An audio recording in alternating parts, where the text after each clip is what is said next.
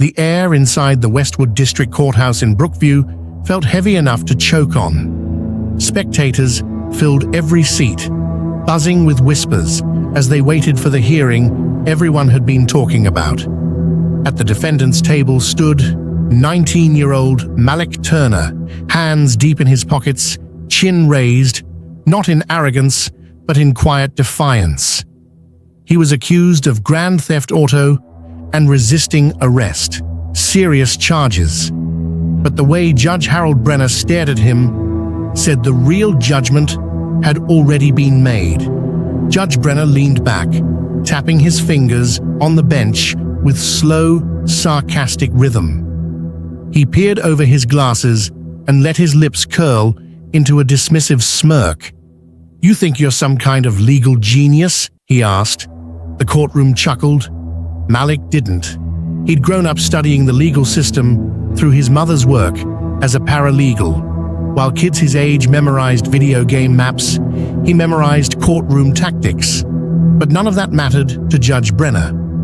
Yet, Prosecutor Liam Hargrove rose from his seat with the swagger of a man who expected to win. Before saying a single word, he told the jury the state would prove Malik stole a 2021 Solaris sedan and fled from police.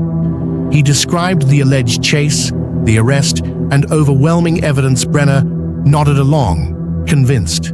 But Malik stayed still, watching Hargrove carefully, waiting for his opening. When it was time for the defense to speak, Malik's nervous public defender stood up, but Malik touched her arm. "I'll be representing myself, Your Honor." The courtroom froze. "You'll what?" Judge Brenner asked. "I'll be defending myself." People exchanged stunned glances. Someone even laughed, but that laugh didn't last long. Malik stepped forward like he'd been preparing for this moment for years.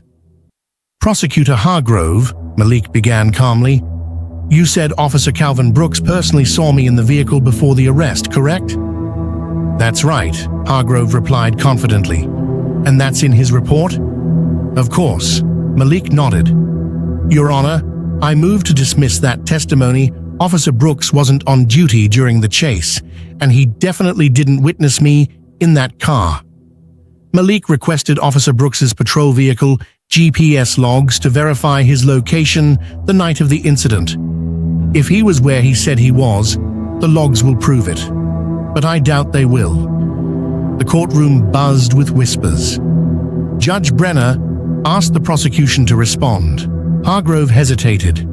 Too long. "No objections," he finally said. It was the first crack in the prosecution's armor.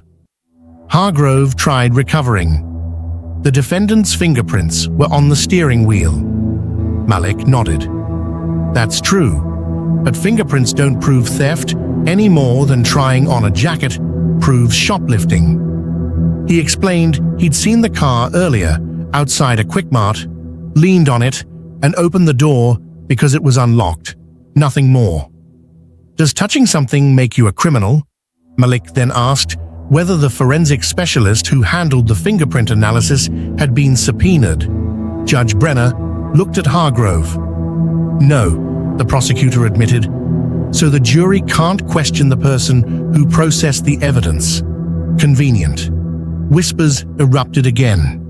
This case was no longer looking simple. Malik approached with another piece of evidence, a statement from the vehicle's owner, Owen Kessler. For some reason, it had never been included by the prosecution. He read it aloud. "I left the car running. A kid jumped in and drove off, but the kid I saw was white, not the person they arrested." The courtroom gasped. Malik explained that the police ignored the original description. "I was arrested blocks away, walking home with snacks. The real thief got away. They found a black teen in the area and decided that was close enough." Silence dropped over the entire room. Even Judge Brenner stopped writing. Hargrove stepped forward, red-faced. "Your Honor, this is irrelevant." Malik cut him off. I wasn't in the car. I wasn't near the car. I wasn't fleeing anything. The only thing connecting me to this crime is sloppy police work and assumptions. The jury shifted uncomfortably. The truth was hitting hard. Judge Brenner leaned back, rubbing his temples. The case he thought would take 10 minutes had turned into a full dismantling of the prosecution's story. The jurors watched Malik no longer as a defendant, but as someone exposing flaw after flaw. Even spectators who'd come expecting a guilty verdict were now whispering, "Hold on, something's off here." Finally, Brenner closed the case file. He looked at Malik for a long moment. Then he turned to the courtroom. Case dismissed. The room erupted, some in shock, others in relief. Malik didn't flinch.